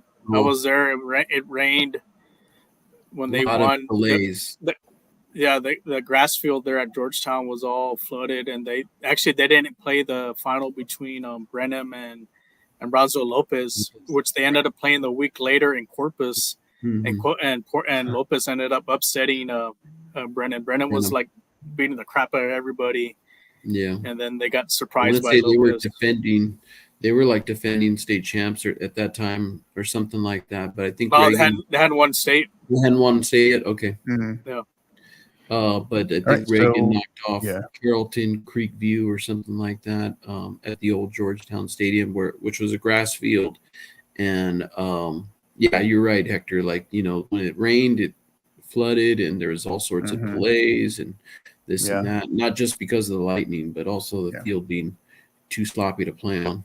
Yeah, I mean, you saw this year on the TAPS, right? The TAPS finals, right? The state tournament. You saw it this year playing at Round Rock. Playing on a natural surface, and then they had to change locations for one state semifinal, and then they had to also bump up, I believe, their time for a couple of their finals to try to beat weather for that reason. So it is a factor. So I understand the turf piece from an administrative perspective, because you want to make sure you want to stay on the schedule. But by the time you get to this point in the season, you want to stay on schedule, obviously, because there's so many logistical factors, obviously. Yeah, and that was a perfect location for the TAPS final, because you don't have, that many fans as you would a 6A, maybe even a 5A team. So that stadium is a good location for TAPS. It was just a right amount of seating for the TAPS state title. But, what does that seat? What would you say that seats the Round Rock multipurpose complex? What would you say that seats? 400, 500, not that many. Then they actually put like manual little like bleachers that you see like at a CYO or a Little League game. They put about 3 or 4 of those on the side of the bleachers that were built into the complex. Gotcha. So, but that being said, there's a lot of fields there, but the final where they host, there's not that much seating. So, for instance, I was at the Central Catholic Prestonwood final, and some of the Central fans, including myself, had to sit on the Prestonwood side because there wasn't that much seating. And Prestonwood didn't have that many players, so they didn't have that many fans there, whereas Central had 20-something players, so they had a lot more fans, so it took over, then they had like a string or something to try to divide the fans up, but the Central fans did wind up sitting on the Prestonwood side a little bit, so it doesn't seat that much, though, to answer your question. Right. Okay. So we'll go ahead. We'll wrap up. We'll look at the final 2 regions in the final classification in 6A. Region 3, Abshire. I'm assuming that's how you pronounce that. Abshire Stadium in Deer Park, hosted by Deer Park ISD. And then a place we're all familiar with, in Comalander Stadium, hosted by Annie ISD, Northeast ISD, here in San Antonio. Anybody been out to Abshire. Deer Park, no, that's been a host for a while. I've seen Yeah. Deer Park has hosted, whether it's 4A, 5A, or 6A, or even back when there was only 5A and 4A, they've hosted for a while, and I've seen that Abshire Stadium, as host for Region 3, many times. Region 4, Comalander, basically a football stadium. I wish they would go back to, Blossom, which is a grass field specific for soccer. But, to me, that's where Region 4, the roots were. And I wish that they would, continue with that over at Blossom, which is right next door to Comalander, pretty much It's a better atmosphere there. Absolutely. Absolutely. I think the last time they played it there wasn't it the year that on the girls' side McAllen won, Rafa? I think that's the last time they had it at Blossom. I think so. Right? Yeah. At least that's when I last remember it. But yeah, I mean, what I'm thinking about, I hadn't seen anything, and they haven't updated it here, so I'm assuming it's good to go. Is Deer Park? Deer Park was a couple of months ago was affected by those tornadoes in that area, right? Mm-hmm. So hopefully no significant damage here to Abshire Stadium, because I did see photos where Deer Park High School, their program was affected. Not sure about across the ISD, but might be the same stadium. I'm not sure. But I hadn't seen, nothing's been updated here, and they haven't made alternative notifications as far as if Region 3 6A regional tournament site is going to be played somewhere else. So I guess more to come on that if that does change, I guess. So, but yep, that is going to do it, gentlemen. That's going to do it. So obviously we went over game balls today, our team sticker awards, Rafa's RPI, and Steve let him have it one more time, as always. Right. Very grateful for Coach Daryl Knight, from the head men's soccer coach of the Leander Rouse Raiders, joining us tonight as well. Gave us some good info, gave us some great stuff, great insight, and his second time already on the podcast. So pretty awesome stuff. So before we go, a couple of reminders. So our state playoff overview, kind of thoughts on any teams, matchups, potential matchups that have you all kind of excited or ready to prepare for. I know we hit on a lot of it in the RPI, obviously, so we don't have to dive into it as much now. But across all the classifications, from 4A to 6A, women, girls and boys side, thoughts on just kind of overview as we start getting ready for the state playoffs? Well, one thing I did hear about complaints about, well, these teams shouldn't be playing against each other. All the good teams are getting knocked off, blah, blah, blah, in the first round, second round. But when you come to the playoffs, it's like Ric Flair says, you need to be the man. You got to beat the man. You got to beat quality teams to get to the final. So if you want to be the best, you want to have that trophy in Georgetown, you have to knock off some teams. So sometimes some big matchups are sacrificed early on in the playoffs. That's just the way it is, and that's something like a team, when your team has to know, in order for you to get to the state title, you're gonna have to be very good quality teams. There are no cupcakes on here. A 4 seed could beat a 1 seed win, and we've seen that in the past couple of years. So that's what I'm looking forward is what these matchups, I think we're going to see some 4 seeds knock off some 1 seeds, some districts. Mark my words. I know, I can tell you for a fact, I think Region 4 and Region 1, we are going to see some 4s that knock off a 1 seed. Regardless of classification, we're going to see that happen. Yeah. Okay. Yeah, for me, just a couple teams that stand out on the boys' side. 6A is Duncanville Boys is a team to look out for in Region 2. They put a solid season together. And then Brownsville Rivera in Region 4. Watch out for those two teams on the boys' side. So yeah, that's what I got. Yeah, they could face Harlan in that. I think in that second round game, which is that's gonna be a dynamite game. I mean, hopefully, I know that game's that'll be on a Tuesday night, so they're either gonna play in Laredo or Corpus. But just to see, you're gonna see matchups like that, and that's what it's all about. Like even in Region 1, like for a team that's still under the radar, wasn't the St. Eliot doesn't get talked a lot. Could they be the ones that knock off Diamond Hill Jarvis? St. Eliot still is the standard up there for Region 1. Diamond Hill's now in their region. That could be a collision course, in round 3 or 4. Yeah, they're going to have a say. Max Sappenfield out at St. Eliot. They're one of those. They're kind of a machine. They're well disciplined, well coached, and they're very familiar with how to manage that. This is why we call it the second season, right? Because this is where you're not. I don't want to call them your pretenders, but maybe the ones that just lack the pedigree and the experience, the years of experience. Not just the players, but also the coaches, right? Because what we find, and we always say this is, and as we dive further and further into the state playoffs, this is where coaching starts to matter. When you have two identical teams, body of work, very similar, whether it's style of play, record, their strength of schedule, their strength of their district, and they're very similar. But then the coaching shows up, right? Maybe late in the game, in a tight match, adjustments, what is done, or oftentimes what is not done, right? Or maybe a team that just tightens up, right? Because they're not used to that pressure, or maybe it's a very strong team with a great record, but they've been largely unchallenged the entire year in their district, right? So this is where not all records, not all districts are equal.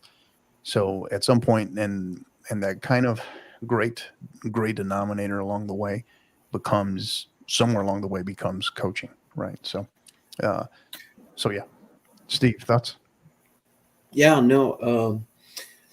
That being said, I do want to bring up something. I mean, we're getting into, crunch time here with the playoffs and all of that. I was at a match last Friday where, and we've discussed this before about the referees. Our fans versus referees, giving the referees a little bit of a hard time, and kudos to the referee who actually stopped the game that I was at and asked that parent who kept kind of heckling him to be escorted from the stadium. So, just watch what you say to them. I mean, they have lives as well. They've got to go home. They're actually there for your children to, keep these games, safe. And that's what they're there for, to keep the kids safe. They're going to make mistakes, along the way. We don't have, VAR, right. So, but just realize that they are human. I mean, you kind of have to ask your question, hey, am I perfect? Have I ever not made a mistake before? No, I mean, they're doing the best that they can. So, just be mindful of that going into these matches. And I know there's a lot of emotion going into these matches, you got your senior class and this and that. And so, you want them to go out, and be as successful as possible. But, just really these referees are out there for your kids. You got to realize that. So, but that's pretty much all I got on that. Good. Quick reminder, really quick, before I forget. So just a reminder that just a quick announcement: the next episode of not Inside Texas High School Soccer, we'll get to that in a minute, but next episode of the 50/50 podcast will come to you tomorrow, episode 79, I believe it is. It'll be Eric Bell, the head women's soccer coach of the TCU Horned Frogs. So very excited to have him on, get his insight on all things in terms of their spring and getting ready, coming off of a great fall season. They're kind of working their way through their spring season and preparing for next fall. So that is a top 10 program in the country right now. So very excited to have them on. And, I'm sure, I know Coach Bell's going to kind of bring that energy. So we're excited for that one. Again, that'll be tomorrow, Thursday, March 16th, 7 p.m. Central Time. So look forward to that one. Hopefully you all can join us. And any questions or comments that you want to share on that for Coach Bell, definitely always greatly appreciated. So, so before we get ready to transition here, so next episode of Texas High School Soccer, I know Rafa and I, we will be announcing that soon. We're probably going to look in there maybe somewhere after either it'll most likely be after the by district or the area round, one or the other. We just have to coordinate schedules there, and so that's down the road. But the next thing we got going on next Wednesday, March 22nd. Rafa, tell us a little bit more about that. Yeah, so now we have our third annual tradition, the live maybe 6 hour we break the record bracketology, which is hosted by, like I said, by 50/50 podcast and ourselves at the San Antonio Soccer Roundtable. Should be fun. It's gonna be more fun now. We have Steve on, so kind of go over the brackets. I know we had some guests last year. Hopefully, we'll have some guests this year again as well, and then just talk about who we, the favorites, who we think was going to get to Georgetown, and it's great debates. It's about for these teams, and make sure to tune in. Like I said, for those that follow us on, like I said, on San Antonio Roundtable and also 50/50 podcast. So mark your calendars for March 22nd. We'll be posting the date, actually the time, but it will be on YouTube, Facebook, Twitter, and Twitch. So you have 4 platforms that you can watch. I know some of you guys, some of the players will be at school, so sneak away during athletics or during lunch with your cell phone to watch, tune in, and hey, send us questions too, whether you like our picks or not, but we're looking forward to it. It's always fun. Like I said, having like I said, with Steve and with Coach Cano, and then also with Harry, too, our co-host there for that. So it's gonna be exciting. So yeah, well, and what'll be different this year is what I'm excited about is it'll be a very, very different format this year. Is we'll be coming live. We're all going to be, for some reason, we all got it in our heads that putting us all together is going to be a good idea, right? So, so Steve's going to be hosting. We'll be coming to you live from his studio, right? And so it should be lots of fun. We're trying something different, trying to expand, and as Rafa said, kind of growing the tradition. Year one was when we were kind of still figuring out what we were doing, and I was just a guest, the last minute guest co-host, I guess, if you will. 2 years ago, and it went 3 hours. 3 hours.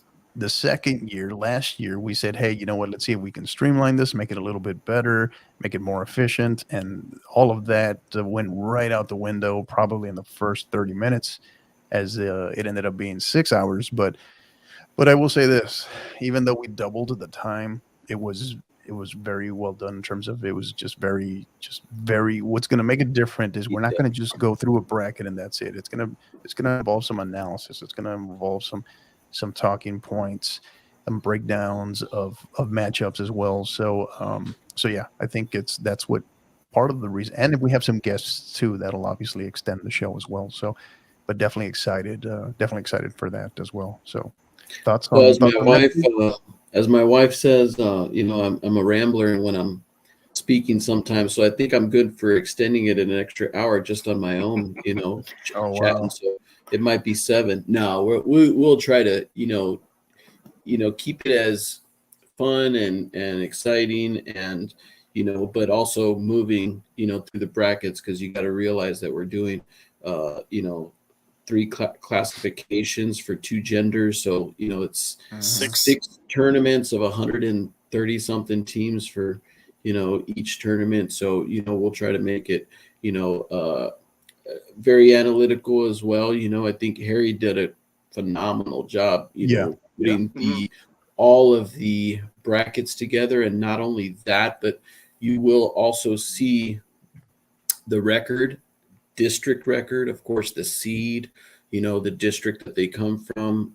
So hats off to Harry for, putting all of that together on his own. I know I've kind of dove in there a little bit to see what he's done. But, if you want an idea of what it's going to look like, if y'all haven't seen this before, go on to YouTube for, the San Antonio Roundtable.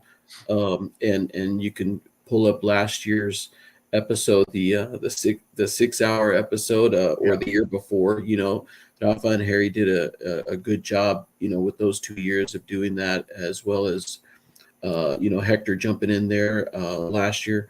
So I'm excited about it and looking forward to it. Who knows? I mean, my eyes might be cross-eyed by the end of the night, but lots of Red Bull. Yeah, you ain't lying. And there might be some meat involved as well. So I was gonna say, anytime you start rambling, Steve, we'll just send you to the grill. Okay, we'll just kick you out and send you to the grill. So but I think that's a great point, Steve, too, that you're talking about, as far as if you want to see what it looks like, go to last year's episode. So also, if you're struggling to get at least 5 or 6 hours of sleep, also go watch last year's episode, because it'll help with that too, because there were times in there where I think Rafa and I know me for sure, I kind of had the 1,000-yard stare at some points. Debate some of the games, because we were really because they were like that real tight. But like I said, this is like it's a fun. The only live bracketology for Texas high school scholar mentioned that too.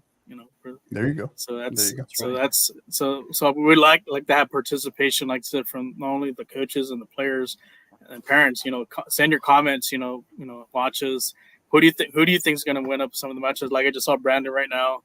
I see some maybe some possible upsets from those games. Shout out there to Brandon McCallum. They're just providing some 6A, some 6A versus some 5-6A matchups here.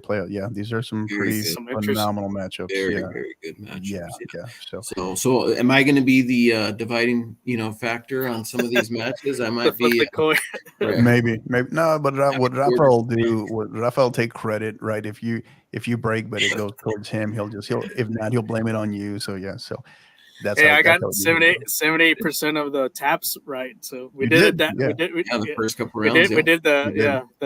We dipped our toe in the taps bracketology. That went well for me and Harry. That was our first time. So so we're sharing the love. Yeah, great stuff as always. So now a couple of last things. So Steve, you may not be with us for maybe a couple of episodes here. I know you have something coming up in the works in the next 2 weeks. Tell us, if you can, particularly for our San Antonio-based listeners, tell us a little bit about that, because it's a really awesome thing in terms of what you're doing. So the barbecue, the Mike Taylor cook-off that we're doing in at the end of this month, so March 31st. April 1st, isn't it? Isn't it April 1st? So it's actually, so it's April 1st. You do work ahead of time, but Yeah, so, prep and cooking the night before. But April 1st over at around Woodlawn Lake area, the Peacock Center. So it's a Boys and Girls Club, right? Is it? I think Boys and Girls Club. Salvation Army out there that supports the Salvation Army and all of that. So it's a barbecue competition that I have done. This will be the 3rd year now. It's usually in June. It's usually in June, and they decided to move it to a cooler time of the year. So they moved it down to April, which is right on the cusp of regional quarterfinals, weekend. So, I may miss a game here or there, but, with that. But no, it's a really good, event that is done here in San Antonio. And Mike Taylor, he's a radio host here in San Antonio, Sports Talk Radio. He hosts it, and it's just for a very good cause. I don't do barbecue competitions. This is the only one that I do annually, and I've got a good team that I put together. The first year that I did that was a couple years ago. We came out second in the brisket category, so that was pretty cool. But I mean, more to come on that, and I appreciate the the plug there, Hector, for that. Yeah, absolutely. It's for a great cause, in terms of Salvation Army and cooking for the kids, as they say, cooking right? For the kids, yeah. So I think last year we raised enough money to do the flooring there at the gym that they have there at the Peacock Center. So, they raised a lot of money last year, which is fantastic. Some of these kids, they go to school and that's pretty much the only, when they go to school, that's the only meal that they get. Mhm. So, Yeah, yeah. which is extremely unfortunate, Yeah. but that's kind of the gist of it, is trying to raise the money for the kiddos. Absolutely. Absolutely. So, so yeah, I mean, that's really going to do it. So stoppage time. So I know, Steve, you've shared that obviously, but I led you into that one, but also the referee. I don't know if the referee was your stoppage time thoughts, but we're going to go ahead and move on to stoppage time for final, Yeah. just thoughts, messages, thank you, Yeah. shout out, anything on your mind. What do you got? Yeah, so I just a couple. It's very personal for me. My brother, he just got his first house. He lives up in Oklahoma, so congratulations to him, and a shout out to my brother, little brother Eric, and then my sister and her husband Ernest. My sister Celeste and her husband Ernest had their third baby, another girl. Sadie Quinn. She was born on March the 5th, so I became an uncle for the 5th time, and so congratulations to them. Yeah, there you go. All Yeah. right. So very, very special addition to the family. So There you go. Congrats, we're my man. we're already in love. Thank you. There you go. So what you're saying is maybe 2024 bracketology could be coming from Oklahoma. We'll take Texas high school soccer On the road. bracketology up to Oklahoma on the road, right? Yeah, maybe. Yeah, up there in Wichita Falls area. No, No, yeah, no. we're good. Yeah, Rafa? Let's see how this year goes. I know, right. Rafa? Just my final thoughts. Tune in tomorrow. We'll be San Antonio Soccer Roundtable will be live with the final RPIs for the San Antonio area. So we'll be unveiling. Me and Harry will be unveiling those, and also a little preview of what possible. Kind of give you a little taste of the possible matchups, an overview of some of the games we had this week, and then also talking more about the bracketology. So just tune in on that, and then also Sunday, I think we'll have the fan cast. I know SAFC is playing Sunday. Classico is also Sunday, so I'm gonna have to have one of those dual TVs watching. But also congrats to the SAFC on a big win on Saturday. So kudos, more to come for this season. Yeah, great stuff, awesome. And mine is kind of a reattack from earlier. I talked about if you want bigger venues or better venues, whatever you want to call it, right? Soccer specific venues for the Texas High School State Playoffs, particularly for the regional tournament and state tournament.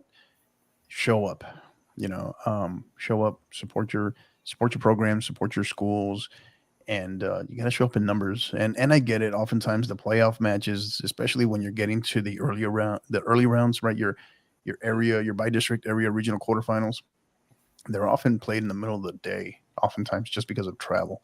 So, excuse me. So I get it. But all that said is, if you're in the community, in the area, go out there, go pay for a ticket, go show up, go watch, cheer, and have a good time, but support Texas high school soccer. The community needs you, but if we want to, again, have better or bigger venues, soccer-specific venues, we got to show up. Administrators have to take, at the state level, we're talking state level here, UIL, they have to take notice that our numbers, our audiences are growing, that we're putting more people in the stands. Okay, so, and if you're an administrator at a school, try to get behind your student body, get going out there and supporting their schools, right? Taking out, if you can take a bus out there, I know a lot of schools like to do that. Any opportunity you can, it's pretty special to be playing, especially to be playing end of March, start of April. It's pretty special to be playing. So, yeah, and like one of the games that Rafa and I covered, Lee and Reagan, they got the band out there, which was the drum line. Yeah, they did the drum line out there, and we were commentating. It made it a little difficult, but that being said, it was pretty cool to see them out there supporting their team. Bring the cheerleaders out, and the cheerleaders don't just have to be there for the boys' games. They can be there for the girls' games as well. Try to get that community feeling in there. Yeah, for sure. Yeah, and then again, as we mentioned, just looking forward to it. You're gonna be seeing daily plugs from us as far as bracketology, Texas high school soccer bracketology. Spread the word. we'll be here next Wednesday, live and in person, all of us. So that could go. It's gonna either be phenomenal or a dumpster fire, one or the other. But we're excited either way. Rafa seems to think that we're gonna go 9 hours this time. I hope not, because I'm leaving if that's the case. I don't know if my wife would approve of that. Yeah, I know. But yeah, so very, very excited, as we wrap up the regular season and Inside Texas High School Soccer. Thank you to both of you. Really appreciate everything that you've been doing in support. Steve, having you part of the team as well. And then everybody that's been supporting the podcast in general and this spin-off series, this spin-off show specifically as well, Inside Texas High School Soccer. Thank you to all of you. Thank you if at any point you've chimed in, made comments, asked questions. Thank you for your support. And today, thank you to, who is it? Lala C, A to Z Sports Media, Brandon McCallum, who dropped some great stuff on us, and Miss Amber Harris as well. So thank you for your support. Thank you to everybody. And that's going to do it for this one. Again, we'll be coming to you tomorrow, 7 p.m. Central Time, with Coach Eric Bell, the head women's soccer coach from TCU, the TCU Horned Frogs. So thank you to everybody. Again, you can find us social media on Twitter and Twitch at 50_50pod, on Instagram at 50_50 podcast. And then you can also go on YouTube, go on there, subscribe, sign up for notifications so you can get the live notifications. You can find us at the 50_50 podcast. So thank you again, everybody. Always appreciate you all. And until the next time, you know what to do. Keep downloading and keep listening. You've been listening to the 50/50 podcast, powered by College Promoters USA. Help us continue to grow by liking, rating, and subscribing on all major podcast platforms. And don't forget to follow us on Twitter at 50_50pod, on Instagram at 50_50 podcast, as well as on YouTube at the 50_50 podcast. Until the next time, keep downloading and keep listening.